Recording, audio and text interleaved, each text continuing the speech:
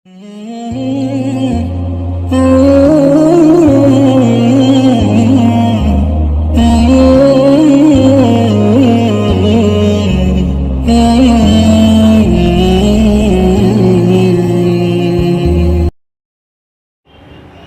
قسم کی تعریف و توصیف، کبریائی، بڑائی، عزت و بزرگی، شان و شوکت، عظمت، حمد و ثنا اللہ رب العالمین خالق کائنات مالک ارض و سماوات کے لیے لائق و زیبا ہے۔ درود و سلام ہو رب العالمین کے تمام پیغمبروں پر، نبیوں پر، رسولوں پر، میرے اور آپ کے آخری نبی جناب محمد الرسول اللہ صلی اللہ علیہ وسلم پر۔ محترم حاضرین، آج کے اس جمعہ کے خطبے کے موقع پر میں آپ حضرات کے سامنے جس عنوان کے تحت کچھ باتیں رکھنا چاہتا ہوں وہ عنوان ہے دعوت دین کا سنہرا موقع۔ محترم حاضرین، جس ملک اور وطن میں ہم پیدا ہوئے، زندگی گزار رہے ہیں، یقیناً اس ملک میں، اس وطن میں کئی مذاہب، کئی ادیان پائے جاتے ہیں۔ ہر مذہب کے اپنے اپنے تہوار، عیدیں ہوتی ہیں، عبادتیں انجام دینے کے اپنے اپنے طریقے ہوتے ہیں، اور انہی طریقوں پر عبادتیں انجام دی جاتی ہیں۔ کوئی ہے کہ جو صرف ایک معبود برحق کو مانتے ہیں اور اس کے علاوہ کسی کو اپنا معبود تسلیم کرنے کے لیے تیار نہیں۔ یقیناً اللہ تبارک و تعالیٰ کے فضل و احسان سے وہ ہم ہیں جسے مسلمان کہا جاتا ہے۔ دنیا میں دیگر ایسے کتنے مذاہب ہیں کہ کہیں پر دو خدا ہے، کہیں تین خدا ہے، کہیں پر خداؤں کی اتنی تعداد ہے کہ جو خدا مانتے ہیں انہیں خود اس بات کا علم نہیں کہ ہمارے کتنے خدا ہیں۔ بہرحال بتانے کا مقصد یہ کہ دنیا کے اندر کتنے ایسے مذاہب ہیں کہ جہاں پر اللہ تبارک و تعالیٰ کو چھوڑ کر، اپنے خالق و مالک کو چھوڑ کر، حقیقی معبود کو چھوڑ کر لوگوں نے طرح طرح کے معبود بنا لیے۔ اور انہی میں ہم دیکھتے ہیں کہ جس وطن میں ہم پیدا ہوئے، ہم نے اپنی آنکھیں کھولی، جہاں ہماری پرورش ہوئی، جہاں ہم زندگی گزار رہے ہیں، ہم اپنی آنکھوں سے ایسے لوگوں کو دیکھتے ہیں کہ جو بتوں کی عبادت کرتے ہیں، بتوں کو اپنا معبود تسلیم کرتے ہیں۔ کتنے بت ہیں کہ جو وقت کے اعتبار سے، حالات کے اعتبار سے، مہینوں کے اعتبار سے، دنوں کے اعتبار سے الگ الگ بتوں کو پوجا جاتا ہے، الگ الگ بتوں کو معبود بنایا جاتا ہے۔ محترم حاضرین، یہ ساری چیزیں دیکھ کر ہمیں وہی تصور ہمارے دلوں میں اور ذہنوں میں پیدا ہوتا ہے، وہی زمانہ ہمیں یاد آتا ہے کہ کس طرح سے حضرت ابراہیم علیہ السلام نے اپنے زمانے میں زندگی گزاری ہوگی۔ آج وہی کچھ ہم اپنی آنکھوں سے دیکھتے ہیں کہ جو حضرت ابراہیم دیکھا کرتے تھے۔ آج وہی کچھ ہم اپنے کانوں سے سنتے ہیں جو حضرت ابراہیم اپنے کانوں سے سنا کرتے تھے۔ حضرت ابراہیم علیہ السلام اپنی آنکھوں سے وہی چیز دیکھتے تھے کہ ان کی آنکھوں کے سامنے لوگ مٹی سے پتلے بناتے ہیں اور اس کے بعد انہی بتوں کو بیچا جاتا ہے، انہی بتوں کو خریدا جاتا ہے، پھر انہی بتوں کی عبادت بھی کی جاتی ہے، انہیں معبود تسلیم کیا جاتا ہے۔ آج ہم بھی اپنی آنکھوں سے وہی ساری چیزیں دیکھ رہے ہیں۔ مٹی کے پتلے، گچے کے ہو سکتا ہے شکلیں کچھ بدل چکی ہو، رنگ اس کے کچھ بدل چکے ہوں، روپ اس کے کچھ بدل چکے ہوں، لیکن وہی چیز، وہی مٹی ہے، وہی مٹی کے معبود ہیں، وہی بت بنائے جا رہے ہیں، وہی بت بیچے جا رہے ہیں، وہی بت خریدے جا رہے ہیں، وہی بت گھروں میں اور گلیوں میں رکھے جا رہے ہیں، انہی کی عبادتیں کی جا رہی ہیں، انہی سے مانگا جا رہا وہی ماحول ہمیں نظر آتا ہے جو حضرت ابراہیم کے زمانے میں ماحول بنا ہوا تھا۔ محترم حاضرین، ایسے ماحول میں ہمیں کیا کرنا چاہیے اور کیا ہمارا فریضہ ہے؟ حضرت ابراہیم کی زندگی میں ہمیں کیا اسوہ اور نمونہ ملتا ہے کہ ایسے حالات میں حضرت ابراہیم نے کیا کام کیا تھا، انہی حالات میں آج ہمیں کیا کام کرنے کی ضرورت ہے۔ محترم حاضرین، حضرت ابراہیم علیہ السلام کی زندگی کو اللہ تبارک و تعالیٰ نے ہمارے لیے اسوہ، نمونہ اور آئیڈیل قرار دی۔ یعنی نبی محمد رسول اللہ صلی اللہ علیہ وسلم کی زندگی کے ساتھ ساتھ اللہ تبارک و تعالیٰ نے امت مسلمہ کے لیے حضرت ابراہیم کی زندگی کو بھی اسوہ اور نمونہ قرار دیا۔ اور حضرت ابراہیم علیہ السلام اس ماحول سے جب وہ گزر رہے تھے، جب وہ دیکھا کرتے تھے کہ لوگ بت بنا رہے ہیں، بتوں کی عبادت کر رہے ہیں، بتوں کو بیچ رہے ہیں، بتوں کو خرید رہے ہیں اور ان بتوں سے مانگ رہے ہیں، حضرت ابراہیم کا رد عمل کیا تھا؟ ان کے دل میں کس طرح کی طرف پیدا ہوتی تھی؟ وہ اپنے آپ پر کیا فریضہ عائد کرتے تھے؟ وہ کیا سمجھتے تھے کہ میری ذمہ داری کیا ہے؟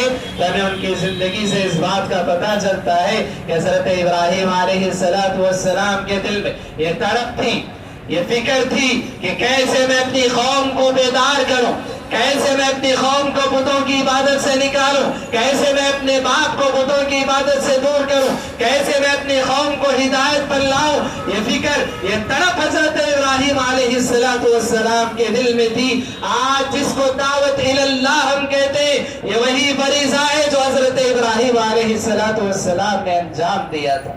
حضرت ابراہیم علیہ السلام کے دل میں ایک طرف تھی، ایک فکر تھی کہ کیسے میں ان لوگوں کو بتوں کی عبادت سے نکالوں، کیسے میں انہیں سمجھاؤں، کیسے میں بتاؤں کہ یہ معبود جن کو تم نے معبود سمجھ رکھا ہے، یہ حقیقی معبود نہیں ہے، یہ تو بس مٹی کے پتلے ہیں، یہ تو کچھ نام ہے جو تم نے رکھ لیے ہیں، یہ تو کچھ عقیدے ہیں جو تم نے اپنے دلوں میں بٹھا لیے، یہ تو کچھ قصے ہیں، کہانیاں ہیں جو تم نے گھڑ لی ہیں، ان کی کوئی حقیقت نہیں ہے۔ یہ حضرت ابراہیم علیہ السلام وہ اپنی قوم کے سامنے پیش کیا کرتے تھے، انہیں بتایا کرتے تھے یہ بت جو تم نے بنائے ہیں یہ کوئی فائدہ اور نقصان نہیں پہنچا سکتے، تم کچھ مانگو یہ سن نہیں سکتے، تم کچھ مطالبہ کرو یہ دے نہیں سکتے، تم کچھ مانگو یہ دے نہیں سکتے، تم کچھ پوچھو یہ جواب دے نہیں سکتے۔ اتنے کمزور یہ ہیں کہ اگر ان کے سامنے کوئی کھانے کی چیز رکھ دی جائے اور کوئی مکھی اگر ان کے سامنے سے وہ چیز اٹھا کر لے جائے، ان کے اندر اتنی طاقت نہیں، ان کے اندر اتنی استطاعت نہیں کہ اپنی کھانے کی چیز کو وہ روک سکے۔ ایک مکھی کو روکنے کی حیثیت ان کی نہیں، استطاعت ان کی نہیں۔ یہ حضرت ابراہیم علیہ السلام اپنی قوم کو سمجھایا کرتے تھے۔ یہ طلب تھی حضرت ابراہیم کے دل میں، یہ فکر تھی حضرت ابراہیم کو کہ کیسے میں اپنی قوم کو بیدار کروں۔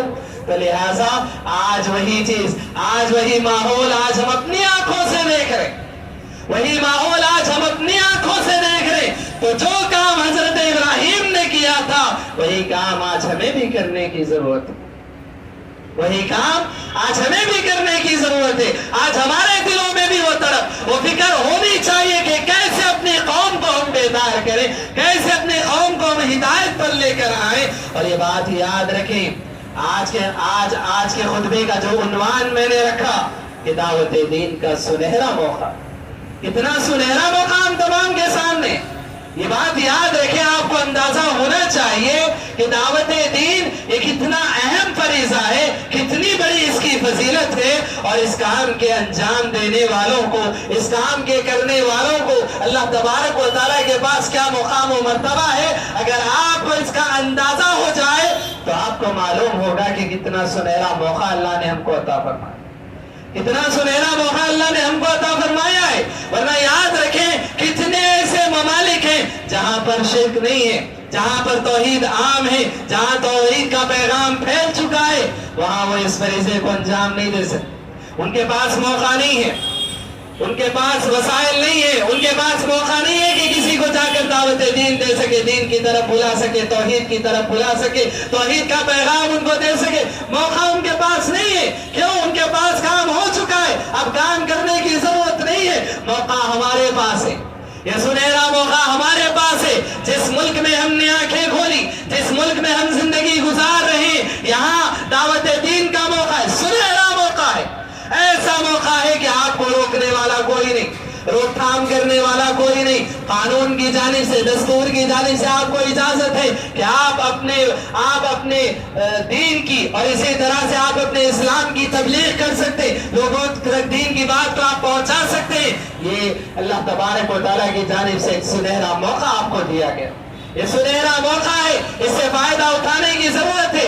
آپ کو اندازہ ہونا چاہیے کتنا سنہرا موقع ہے اور یہ کتنا بڑا کام ہے۔ اگر آپ اندازہ لگانا چاہتے ہو تو اس بات کو سمجھ لیں کہ جتنے پیغمبر، جتنے نبی اور رسول اس دنیا کے اندر آئے، سب کے بھیجے جانے کا یہی مقصد تھا۔ اللہ تبارک و تعالیٰ نے بیان فرمایا کہ ہم نے پیغمبروں کو اس لیے بھیجا، رسولوں کو اس لیے مبعوث فرمایا کہ وہ ایک اللہ کی طرف لوگوں کو بلائے، اللہ الہ الا اللہ، کہ وہ لوگوں کو ایک معبود کی طرف بلائے، وہ اس بات کا پیغام لوگوں تک پہنچائے کہ دیکھو اللہ کے علاوہ کوئی معبود برحق نہیں ہے۔ آج وہی پیغام آج ہم لوگوں تک پہنچا سکتے۔ اللہ تبارک و تعالیٰ نے جس پیغام کے ساتھ رسولوں اور نبیوں کو بھیجا، مبعوث فرمایا، کتابیں نازل فرمائی، فرشتوں کو نازل فرمایا، یہ سب کچھ جس مقصد کے خاطر اللہ نے بھیجا، آج وہی مقصد ہمارے سامنے ہونا چاہیے۔ وہ موقع آج ہمارے سامنے، رسولوں کی دعوت، آج وہی دعوت ہم پیش کر سکتے ہیں، وہی دعوت آج ہمیں دنیا والوں تک پہنچانے کی ضرورت ہے۔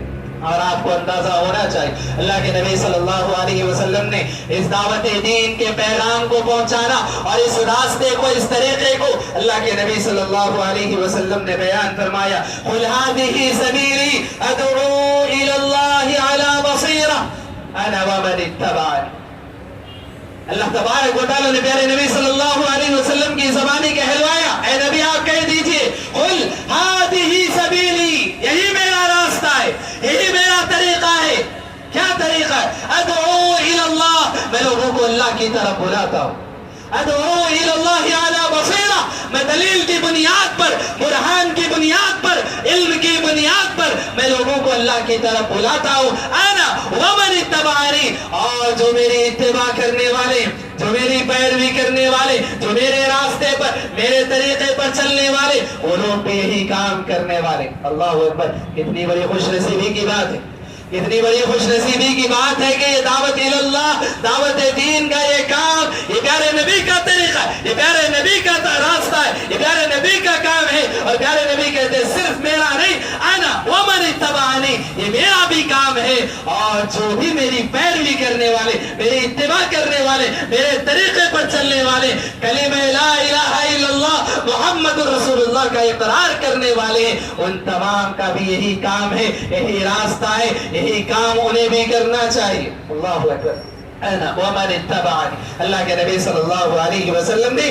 اپنی زبانی یہ بات بیان فرمائی۔ تو محترم حاضرین، معلوم ہوا یہ کام پیغمبروں کا کام ہے، یہ کام نبی کریم صلی اللہ علیہ وسلم کا کام ہے، یہ کام نبی کی اطاعت و فرمانبرداری کرنے والوں کا کام ہے۔ محترم حاضرین، آپ کو میں بتاؤں یہ کتنا سنہرا موقع ہے، یہ کتنا پیارا کام ہے، یہ دعوت اللہ کتنا اہم فریضہ ہے، آپ کو اندازہ ہونا چاہیے۔ اگر میں آپ سے سوال کروں، اگر میں آپ سے سوال کروں اس ساری سرزمین پر سب سے مقدس سرزمین کون سی ہے، تو آپ یقیناً بلا شبہ یہی کہیں گے، ارض حرم۔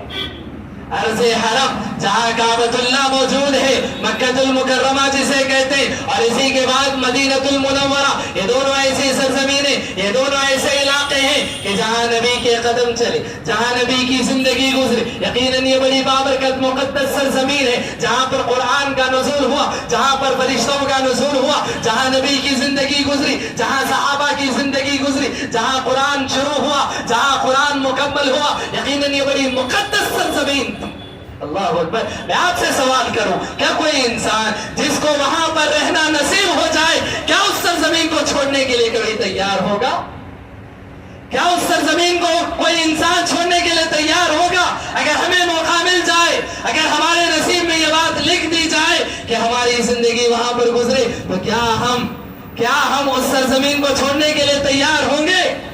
نہیں، کبھی نہیں۔ اتنی بابرکت، اتنی مقدس سرزمین، جہاں نبی کی زندگی گزری، جہاں قرآن کا نزول ہوا، جہاں فرشتوں کا نزول ہوا، جہاں صحابہ زندگیاں گزری، اس سرزمین کو چھوڑنے کے لیے ہم تیار نہیں ہوئے. ہماری خواہش تو یہ ہوتی ہے زندگی میں ایک مرتبہ اللہ تبارک و تعالیٰ اس سرزمین کی سیر ہمیں کرا دے، اس کا دیدار ہمیں کرا دے. یہ ہماری خواہش آرزو تمنا ہوتی ہے.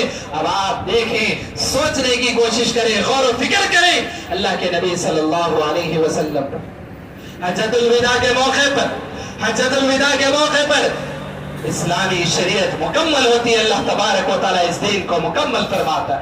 اليوم اکملت لکم دینکم واتممت علیکم نعمتی ورضیت لکم الاسلام دینا کی صدا اللہ تبارک و تعالیٰ آسمان سے نازل فرماتا ہے، اور نبی کو یہ کام، اور نبی صلی اللہ علیہ وسلم کو یہ پیغام دیتا ہے کہ آج کے دن میں نے تمہارے لیے تمہارے دین کو مکمل کر دیا، اور اپنی نعمت جو اسلام ہے اس کو میں نے تم پر مکمل کر دیا. جب دین مکمل ہو گیا، اللہ کے نبی صلی اللہ علیہ وسلم نے صحابہ کرام رضی اللہ عنہم سے سوال کیا، اے میرے صحابہ بتاؤ، کیا میں نے اللہ کے پیغام کو، اللہ کے دین کو تم تک نہیں پہنچا دیا؟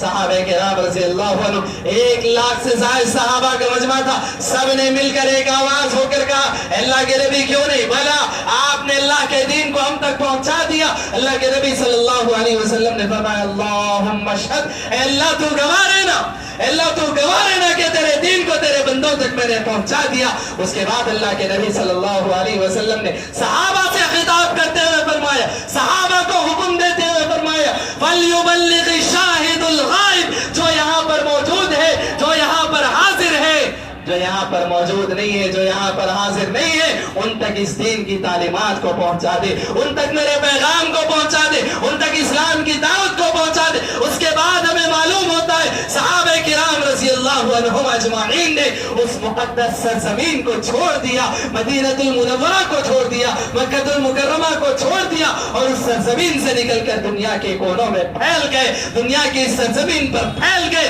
کیوں؟ اسی مقدس کام کو انجام دینے کے لیے، اسی دعوت دین کے فریضے کو انجام دینے کے لیے، اللہ کی دعوت کو لوگوں تک پہنچانے کے لیے، اللہ کی توحید کو لوگوں تک پہنچانے کے لیے، لوگوں کو اللہ کی توحید کی طرف بلانے کے لیے صحابہ نے اس مقدس سرزمین کو تک چھوڑ دیا. اللہ اکبر. یہ وہ فریضہ ہے، یہ وہ اہم کام ہے. آج جس ماحول سے ہم گزر رہے ہیں، جس معاشرے میں ہم نے اپنی آنکھیں ہم کھول رہے ہیں، آج ہم ہر طرف شرک بت پرستی کا ماحول ہم دیکھ رہے ہیں. باوجود اس کے اس کی طرف ہمارے دلوں میں پیدا نہیں ہوتی کہ لوگوں کو توحید کی طرف بلایا جائے، لوگوں کو شرک سے روکا جائے، لوگوں کو اللہ کی توحید کی طرف بلایا جائے، اسلام کی دعوت دی جائے، پیغمبروں کی جو دعوت تھی وہ دعوت لوگوں کے سامنے پیش کی جائے. کیوں ہمارے دلوں میں یہ طرف نہیں؟ کیوں اس کی فکر نہیں؟ کیونکہ ہمیں اس کی فضیلت ہی نہیں معلوم، اس کی فضیلت نہیں معلوم. ہمیں نہیں معلوم کہ یہ پیغمبروں کا کام ہے، ہمیں نہیں معلوم کہ اس کام کی خاطر صحابہ نے مکہ المکرمہ، مدینہ المنورہ جیسی مقدس سرزمینوں کو انہوں چھوڑ دیا. کیوں؟ اس کام کو انجام دینے کی خاطر. اور یہ بات یاد رکھے، اگر صحابہ نے اس سرزمین کو نہ چھوڑا ہوتا، صحابہ نے اس مقدس کام کو انجام نہ دیا ہوتا، رسول کے حکم پر، نبی کے پیغام کو اللہ کے اس سرزمین پر اگر پہنچایا نہ ہوتا، تو شاید دین آج ہم تک نہ پہنچتا، اور آج ہم بھی وہی شرک، وہی بت پرستی کے اندھیروں میں ہم اپنی زندگیاں گزار دیتے. اللہ اکبر. کتنا بڑا احسان ہے، کتنا بڑا احسان ہے پیغمبروں کا، کتنا بڑا احسان ہے نبی کریم صلی اللہ علیہ وسلم کا، کتنا بڑا احسان ہے صحابہ کرام رضی اللہ عنہم کا ہماری زندگیوں پر کہ ہمیں اسلام کی دولت نصیب ہوئی، اسلام کی نعمت نصیب ہوئی. آج ہم موحد اپنے آپ کو کہتے ہیں، اللہ کو ایک ماننے والے، توحید کا اقرار کرنے والا. آج ہم اپنے آپ کو کہتے ہیں یہ اللہ نے ہم کو دولت عطا فرمائی، اسلام کی نعمت اللہ نے عطا فرمائی ہے. کیا ہمارا فریضہ نہیں بنتا؟ کیا ہماری ذمہ داری نہیں بنتی کہ اس اسلام کی دولت کو، اس اسلام کے پیغام کو، اس توحید کی دعوت کو ہم ان لوگوں تک پہنچائیں جو ابھی تک اسی شرک بت پرستی کے ماحول میں زندگی گزار رہے، اور اس طرح سے بت پرستی کے ماحول میں جن کی زندگیاں ختم ہو رہی ہیں؟ کیا ہماری ذمہ داری نہیں بنتی کہ ان تک ہم اس دین کی دعوت کو پہنچائیں، توحید کے پیغام کو ہم ان تک پہنچائیں؟ کیا ہماری ذمہ داری نہیں بنتی؟ ہم تو اس نبی کے امتی ہیں، ہم تو اس نبی کے امتی ہیں جس کے دل میں اتنی طلب تھی، اتنی فکر تھی کہ ایک مرتبہ ایسا ہوا کہ اللہ کے نبی صلی اللہ علیہ وسلم کو سخت بخار ہے، رات کا وقت ہے، نبی کو معلوم ہوتا ہے کہ ایک قبیلے کے کچھ لوگ آئے ہوئے، ایک وفد آیا ہوا ہے۔ اللہ کے نبی صلی اللہ علیہ وسلم رات کا وقت ہے، بیمار پڑے ہوئے، بخار کے عالم میں ہے۔ نبی اٹھ کھڑے ہوتے کہ جاؤں گا ان لوگوں کے سامنے توحید کے پیغام کو رکھوں گا، اللہ تبارک و تعالیٰ کی دین کو ان کے سامنے میں پیش کروں گا، توحید کے اس پیغام کو ان کے سامنے میں رکھوں گا۔ نبی اٹھ کھڑے ہو گئے، تیار ہو گئے۔ صحابہ نے کہا اللہ کے نبی صلی اللہ علیہ وسلم آپ کو بخار ہے، آپ بیمار ہیں، آپ کی طبیعت ناساز ہے، آپ کل چلے جائیں، آپ رات کا وقت ہے، صبح چلے جائیں۔ اللہ کے نبی صلی اللہ علیہ وسلم نے کہا صبح ہونے تک وہ رہیں گے یا نہ رہیں گے، صبح ہونے تک میں رہوں گا یا نہ رہوں گا، کون اس کی ذمہ داری لیتا ہے؟ اللہ اکبر۔ اتنی تڑپ، اتنی فکر اللہ کے نبی صلی اللہ علیہ وسلم کی اسی تڑپ کو دیکھتے ہوئے، اسی فکر کو دیکھتے ہوئے اللہ تبارک و تعالیٰ نے آسمان سے وحی نازل فرمائی فَلَعَلَّكَ بَاخِعٌ نَفْسَكَ عَلَىٰ آثَارِهِمْ إِن لَّمْ يُؤْمِنُوا بِهَٰذَا الْحَدِيثِ أَسَفًا۔ اے نبی اگر یہ لوگ ایمان نہ لائیں تو ان کے پیچھے پڑھ کر کیا آپ اپنے آپ کو ہلاک کر لیں گے؟ کیوں آپ اتنا تڑپتے؟ کیوں آپ کو اتنی فکر ہے؟ اللہ اکبر۔ اس نبی کے امتی، اس نبی کی محبت کا دم بھرنے والے، اس نبی کا کلمہ پڑھنے والے آج ہم کتنے بے فکر ہو کر سو رہے؟ آج ہمارے دلوں میں کوئی طرف نہیں، جو چاہے کر لیں، جو شرک میں مبتلا ہے تو ہے، جو بتوں کی عبادت میں ہے تو ہے، جو لوگوں اللہ کو چھوڑ کر دوسروں کو پکارتے ہیں، غیروں کو پکارتے ہیں تو پکارے، ہمیں ان سے کوئی مطلب نہیں۔ آج ہماری زندگی ایسے گزر رہی۔ اللہ اکبر۔ کیا ہم اس نبی کے امتی ہیں؟ کیا اس نبی کا کلمہ پڑھنے والے؟ اس نبی کی طرف، اس نبی کی فکر کیا ہمارے دلوں میں پیدا نہیں ہونی چاہیے؟ یقیناً پیدا ہونی چاہیے۔ یہ ہماری ذمہ داری ہے، یہ فریضہ ہے ہم پر۔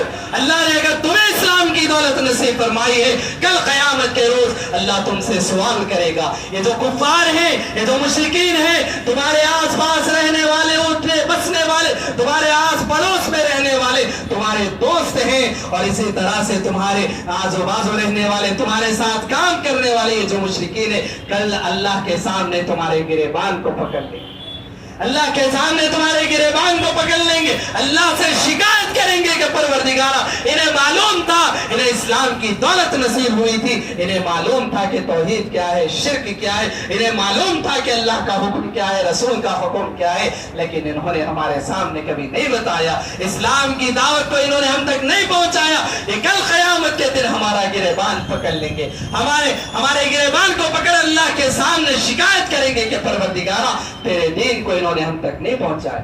تو محترم حاضرین، آج ضرورت اس بات کی ہے کہ اللہ کے پیغام کو، اللہ کی دعوت کو، اللہ کی توحید کو ہم ان مشرکین تک پہنچائیں۔ یہ سنہرا موقع ہماری زندگیوں میں، ابھی ہماری سانسیں چل رہی ہیں، ابھی ہمیں اللہ نے زندگی عطا فرمائی ہے۔ یہ بات یاد رکھیں، ایک آدمی آپ کی جانب سے ہدایت پر آ جائے، آپ کی کوشش سے، آپ کی تگودو سے، آپ کی کوشش اور اسی طرح سے کاوش سے، آپ کی محنت سے اگر ایک آدمی ہدایت پر آ جائے، اللہ کے نبی صلی اللہ علیہ وسلم کی بشارت آپ کے، اللہ کے نبی کی بشارت آپ کے لیے۔ اللہ کے نبی صلی اللہ علیہ وسلم خیبر کے مقام پر حضرت علی رضی اللہ عنہ کو بھیج رہے۔ کس لیے بھیج رہے؟ خلاف پتہ نہیں ہو رہا ہے، ایک سے دو مرتبہ صحابہ کے دستے گئے، خلاف پتہ نہیں ہو رہا ہے، یہودیوں کا قلعہ تھا، وہاں پر اللہ کے نبی صلی اللہ علیہ وسلم میدان جنگ میں جنگ لڑنے کے لیے حضرت علی کو بھیج رہے ہیں، اور پیغام کیا دیتے ہیں اللہ کے نبی صلی اللہ علیہ وسلم؟ حضرت علی کو حکم دیتے ہیں، اے علی جب تم ان کے پاس داخل ہو جاؤ، ان کے میدانوں میں تم جب اتر جاؤ، ان کے صحن میں جب تم داخل ہو جاؤ تو کیا کرنا؟ ادعوہم الی الاسلام، اسلام کی طرف انہیں بلانا، پہلے دعوت دینا، توحید کی طرف انہیں بلانا، شرک سے ان کو روکنا۔ اور یہ بات یاد رکھو، جب تم اسلام کی طرف انہیں بلاؤ، توحید کی طرف انہیں بلاؤ، دین کی دعوت تم ان کو دو، فواللہ لَأَن يَهْدِيَ اللَّهُ بِكَ رَجُلًا وَاحِدًا خَيْرٌ لَكَ مِنْ حُمُرِ النَّعَمِ۔ اے علی، اللہ کی قسم، تمہارے ذریعے سے ایک آدمی ہدایت پر آ جائے، تمہارے لیے سرخ اونٹوں سے بہتر ہے، تمہارے لیے یہ سرخ اونٹوں سے بہتر ہے۔ اور سرخ اونٹ کیا ہے؟ آپ کو معلوم ہونا چاہیے، حضرت عمر بن الخطاب رضی اللہ عنہ حضرت عمر بن الخطاب رضی اللہ عنہ جاہلیت کے دور میں ان سے کسی نے پوچھا اے عمر بتاؤ زندگی کی خواہش کیا ہے, تمنا کیا ہے, تمہاری آرزو کیا ہے؟ تو حضرت عمر رضی اللہ عنہ نے کہا تھا کہ کچھ سرخ اونٹ مجھے مل جائیں, میں ان کا دودھ پیوں, بیچوں اور اس طرح سے میری زندگی آرام سے گزر جائے. یہ خواہش تھی, یہ تمنا تھی, آرزو تھی حضرت عمر بن الخطاب رضی اللہ عنہ کی. اور نبی کہتے ایک آدمی کا ہدایت پر آ جانا تمہارے ذریعے سے تمہارے لیے سرخ اونٹوں سے بہتر ہے. گویا کہ حضرت عمر نے جاہلیت میں جو تمنا کی تھی اس تمنا سے بہتر ہے تمہارے لیے کہ ایک آدمی تمہارے ذریعے سے ہدایت پر آ جائے. اللہ اکبر. یہ سنہرا موقع ہماری زندگیوں میں بھی ہے. ابھی اللہ نے ہمیں موقع دیا وقت اور حالات کو دیکھتے ہوئے. میں آپ سے یہ نہیں کہتا کہ آپ جائیں لڑائی جھگڑے کا باعث بنے. میں یہ آپ سے نہیں کہتا شر اور فساد آپ مچائیں. میں آپ سے یہ نہیں کہتا کہ آپ بتوں کی توہین کریں. میں آپ سے یہ نہیں کہتا کہ آپ بتوں کو جا کر توڑ دیں. میں آپ سے یہ نہیں کہتا کہ دوسرے مذاہب کے لوگوں کو گالی گلوچ کریں. نہیں, شریعت اسلامیہ اس بات کا حکم دیتی ہے. شریعت اسلامیہ اس بات کا حکم دیتی ہے کہ جب تم غیر مذاہب کے لوگوں سے بات کرو آسن طریقے سے, بہتر طریقے سے, اچھی نصیحت کرتے ہوئے, اچھے پہلو میں, اچھے انداز میں تم ان کو نصیحت کرو. اس طرح سے نصیحت کرو سامنے والا یہ سوچنے پر مجبور ہو جائے کہ میرے لیے کتنا تڑپ رہا ہے, میرے لیے کتنا فکر مند ہے, کتنی اپنائیت کے ساتھ مجھے یہ سمجھا رہا ہے, کتنا میرا بھلا چاہتا ہے, میرے ساتھ اچھائی چاہتا ہے. یہ انداز آپ کا ہونا چاہیے. یہ انداز آپ کا ہونا چاہیے. سامنے والے کی توہین کرنا نہیں ہے, سامنے والے کو برا بھلا کہنا نہیں ہے, سامنے والے کو نیچا دکھانا نہیں ہے. شریعت کے محاسن آپ بتائیں, اسلام کی خوبیاں آپ بتائیں, لوگ اسلام کے قائل ہو جائیں.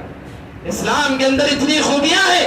قرآن کریم کی تلاوت آپ کریں, لوگوں کو اللہ کی توحید کی طرف بلائیں. اللہ تبارک و تعالیٰ کا مقام و مرتبہ, اللہ تبارک و تعالیٰ کی فضیلت اور اسی طرح سے اللہ تبارک و تعالیٰ کا رتبہ, مقام, اللہ کی عظمت اگر آپ لوگوں کے سامنے پیش کریں, یاد رکھیں انسانیت پیاسی ہے اس بات کی.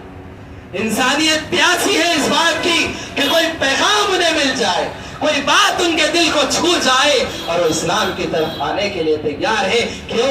یہ فطرت ہے, یہ فطرت ہے. اللہ نے دلوں میں رکھا ہے اس چیز کو. اللہ کے نبی صلی اللہ علیہ وسلم بیان فرماتے کل مولود یولد علی الفطرہ, ہر بچہ جو پیدا ہوتا ہے فطرت پر پیدا ہوتا ہے. فطرت توحید کی فطرت ہے, فطرت اسلام کی فطرت ہے, اور یہ فطرت انسان کی زندگی میں رہتی ہے. بس ضرورت اس بات کی ہوتی ہے کہ کوئی چنگاری لگ جائے, کوئی بات ایسی ہو جائے کہ جو اس کے دل کو لگ جائے, کوئی سوال ایسا ہو جائے کہ جو اس کے دل کو چھپ جائے, اور پھر یاد رکھیں وہ سوال اس کی زندگی بدلنے کے لیے تیار ہو جاتا ہے. وہ سوال اس کی زندگی کو بدل کر رکھ دیتا ہے. وہ ایک چنگاری اس کے سارے جسم کو ایک شعلہ بن کر اس کے احساس کو جگانے کے لیے تیار ہو جاتی ہے. تو ضرورت اس بات کی ہے کہ ہم اپنی ذمہ داری کو پوری کرنے کی کوشش کریں, اللہ کے اس پیغام کو لوگوں تک پہنچانے کی کوشش کریں. آج ڈر اس بات کا ہوتا ہے, خوف اس بات کا ہوتا ہے, آج پیچھے اس لیے ہو جاتے کہ کچھ کہیں گے تو لوگ کیا کریں گے, لوگ کیا کہیں گے, لوگ باتیں کریں گے, گالیاں دیں گے, ماریں گے, پیٹیں گے, بھلا کریں گے. یاد رکھیں آج مسلمان جو پٹ رہے ہیں, آج مسلمان جو ذلیل و خوار ہو رہے ہیں دنیا کے اندر, کوئی حیثیت نہیں, کوئی وقت نہیں, کوئی مقام و مرتبہ نہیں, کوئی رتبہ نہیں, کوئی دبدبہ نہیں, کوئی روب نہیں. آج مسلمانوں کی یہ حیثیت, یہ وقت ہو چکی. کیوں؟ اس کام کو چھوڑنے کی وجہ سے, اس کام کو چھوڑنے کی وجہ سے یہ حیثیت ہو چکی ہے. اگر اس کام کو انجام دیا جاتا, اللہ تبارک و تعالیٰ پیارے نبی محمد رسول اللہ صلی اللہ علیہ وسلم کو اس بات کا حکم دیتا ہے کہ آپ لوگوں تک اس کام کو پہنچائے. یا ایھا الرسول بلغ ما انزل الیک من ربک, اے رسول وہ چیز جو آپ کی طرف آپ کے رب کی طرف سے نازل ہوئی اس کو لوگوں تک پہنچائیے, اس کے پیغام کو لوگوں تک پہنچا دیجیے. اور یہ بھی یاد رکھے وَإِن لَمْ تَفْعَلْ, اگر آپ نے یہ کام نہیں کیا فَمَا بَلَّغْتَ رِسَالَتَهُ, تو آپ نے اپنی رسالت کو نہیں پہنچایا, آپ نے اپنے فریضے کو انجام نہیں دیا. اور اللہ تبارک و تعالیٰ آگے بیان فرماتا ہے آج ہمارے دلوں میں جو خوف ہے, جو یہ ڈر ہے, اور یہ جس خوف اور ہراس کی زندگی آج ہم گزار رہے ہیں کہ اگر ہم دعوت دین کا کام کریں گے، لوگوں کے سامنے توحید کے پیغام کو ہم پیش کریں گے، تو وہ کیا کریں گے؟ اللہ فرماتا ہے وَاللَّهُ يَعْصِمُكَ مِنَ النَّاسِ، وَاللَّهُ يَعْصِمُكَ مِنَ النَّاسِ۔ اگر تم یہ کام کرو گے اللہ تمہیں لوگوں سے بچائے گا، اللہ تمہیں لوگوں سے بچائے گا۔ اس کا دوسرا مطلب کیا ہوتا ہے؟ اگر تم یہ کام نہیں کرو گے تو اللہ تمہیں لوگوں سے نہیں بچائے گا۔ آج مسلمانوں کی یہ حالت ہو چکی، آج مسلمانوں کی جو حیثیت ہو چکی ہے، جو چاہے مار دے، جو چاہے چاہے کر لے، کوئی مار دے، کوئی پیٹ دے، کوئی گالی گلوچ کر دے، کوئی داڑھی کاٹ دے، کوئی پھلا کر دے، کوئی کسی کام سے روک دے۔ آج مسلمانوں کی کوئی حیثیت نہیں، کوئی وقت نہیں، کوئی روک دبدبا نہیں ہے۔ کیوں؟ آج ہم نے اس کام کو چھوڑ دیا جس کی وجہ سے اللہ کی نصرت ہم سے رکی ہوئی ہے۔ اللہ تبارک و تعالیٰ کہتا ہے یہ کام تم کرو، اللہ تمہیں لوگوں سے بچائے گا۔ وَاللَّهُ يَعْصِمُكَ مِنَ النَّاسِ، اللہ تمہیں لوگوں سے بچائے گا۔ اور جب اللہ بچائے گا تو پھر کون ہے جو کسی انسان کو نقصان پہنچا سکے؟ جب اللہ بچانے کے لیے تیار ہو جائے تو کوئی ہے جو اس کو نقصان پہنچا سکے؟ کوئی ہے جو اس کا بال بیکا کر سکے؟ ہرگز نہیں۔ تو لہٰذا اللہ کی نصرت میں آپ آ جائیں۔ اللہ کی نصرت، اللہ کی مدد شامل حال اسی وقت ہوگی جب اللہ کے دین کا آپ کام کریں گے۔ اللہ کا وعدہ ہے ان تنصروا اللہ ینصرکم، تم اللہ کے دین کی مدد کرو اللہ تمہاری مدد کرے گا۔ آج ہم نے اللہ کے دین کی مدد کرنا چھوڑ دیا اور اللہ کی مدد ہم سے رکی ہوئی ہے۔ آج ہم پھر سے اللہ کے دین کی مدد کرنے والے بن جائیں، اللہ ہماری مدد کرنے لگے گا۔ رب العالمین سے ہم دعا کرتے ہیں کہ رب العالمین ہم تمام کو اللہ اور اس کے رسول کے احکام و فرامین کے مطابق زندگی گزارنے کی توفیق عطا فرمائے۔